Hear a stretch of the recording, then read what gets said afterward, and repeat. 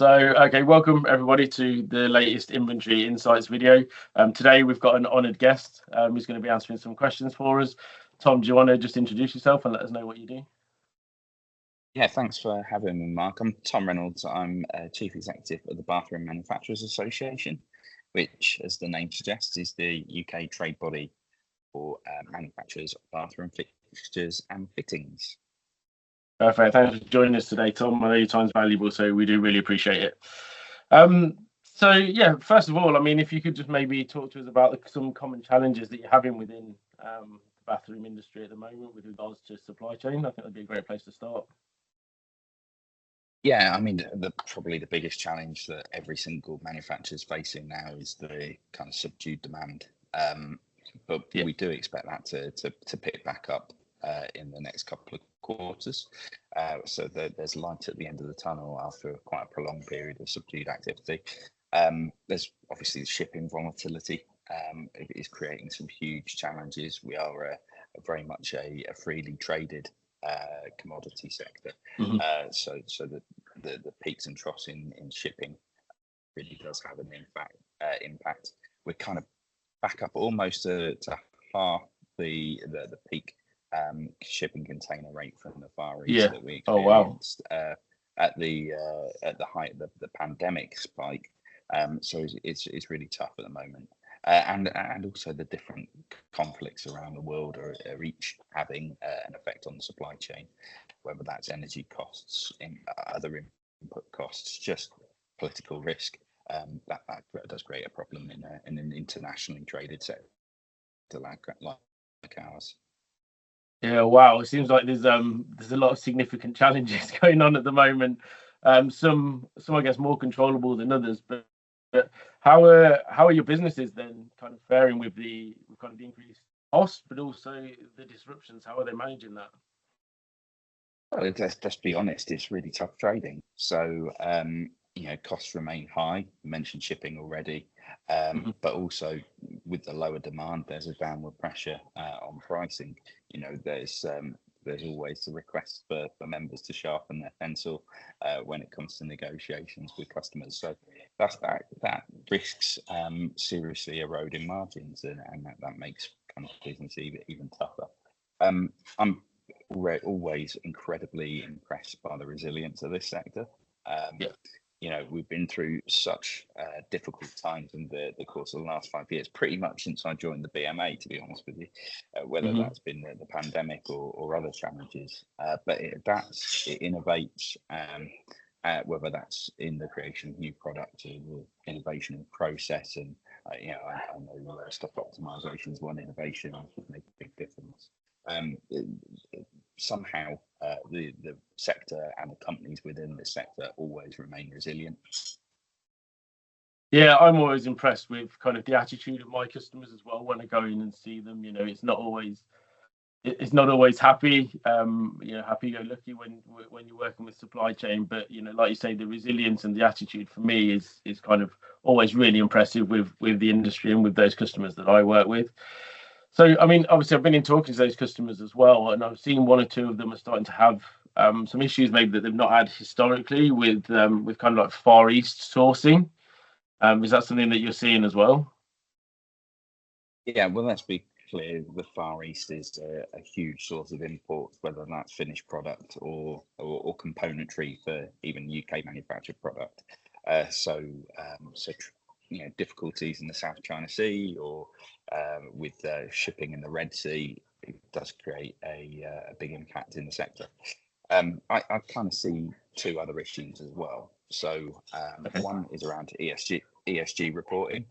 So this is the requirement on manufacturers to report up and down their supply chain the carbon emissions and Scope 3 carbon emissions, which are almost the emissions outside of your direct control in your supply chain, are really tricky to report in countries such as those in the Far East that perhaps are a little bit less transparent about their energy mix than here in the UK. so that's going to be a real challenge for all players in the supply chain, but manufacturers who are sourcing product from the Far East in particular.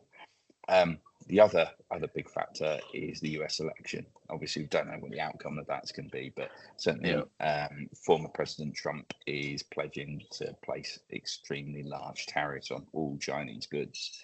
That will lead to some form of trade diversion, and producers looking elsewhere to potentially dump their product. Or, will the EU and the new UK government kind of align with that trade policy if it's pursued? Equally, whilst Kamala Harris isn't being quite as aggressive on trade policy, certainly there's no sign of trade liberalisation coming from the Democrats either. So that US election really is crucial for international trade. That's really interesting. I guess at least we know who the candidates are now, right? That's probably the first step. So I think we touched on it there a little bit. I think one real hot topic is kind of the CBAM, this carbon input into products. Do you want to kind of take us through the impact of that for the bathroom industry a little bit? Because I know it's kind of different with Europe and the UK. Yeah, well, CBAM is it's a difficult thing to cover off quickly. So, but first of all, what is it?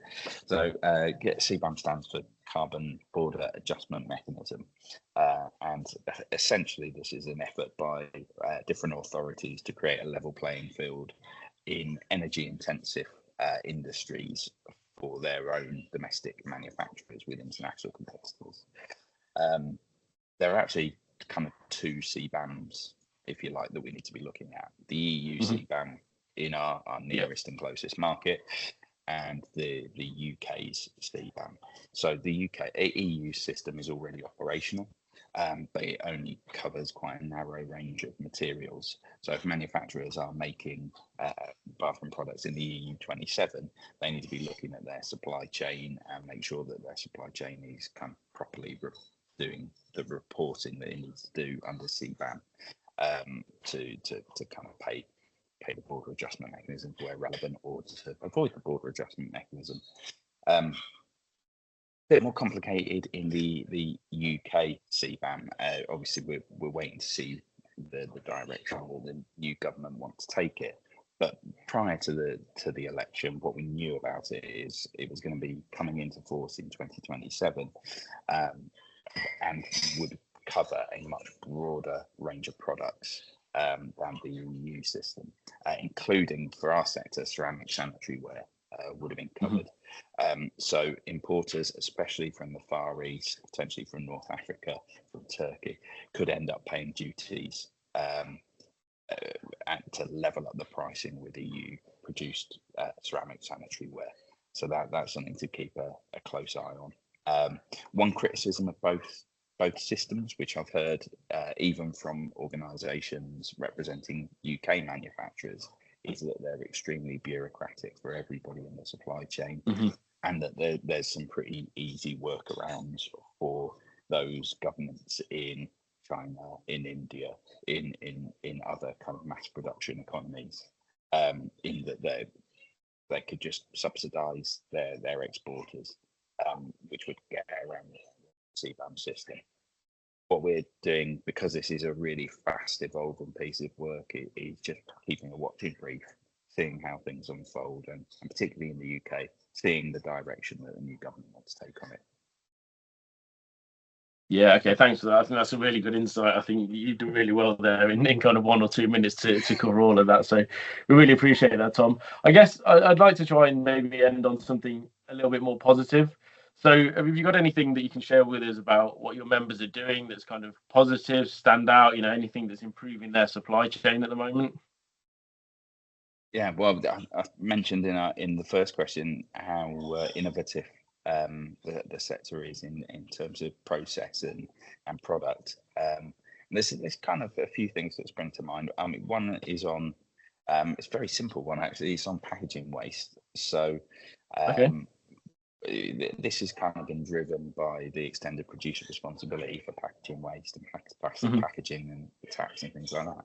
But we're seeing a lot of companies looking at self-managing their waste. So they take a delivery to a merchant, collecting all of the waste that is from their product range, at the point of delivery and taking it back and self-managing it themselves. That takes them out of the scope of the ERP for packaging waste, and it means that they've got greater control over either reusing the packaging where possible or processing it in a way that kind of fits with their ESG requirements as an organisation. So that's quite innovative. We're cool. seeing businesses within the industry collaborating to eradicate wasted space and shipping containers and on lorries, which is pretty cool. When you think, let's take a piece of bathroom furniture, for example, get a vanity cabinet that's got a lot of space in that you can fit some taps in. So you're not wasting space on your container or on your lorry. And it's going to be remiss of me if I didn't mention the adoption of stock optimization as well, because that is increasingly something which a lot of members are looking at. Several have already implemented stock optimization. It's been pretty revolutionary. So that is something which has been looked at across the board. Perfect, thanks for that. Obviously, we've got a load of resources that we can share if anybody's interested in that a little bit more, which is great. Tom, thanks very much for your time. Great insights as ever. And hopefully we'll speak to you again in the future. Thanks for joining us. Yeah, look forward to seeing you again soon, Mark.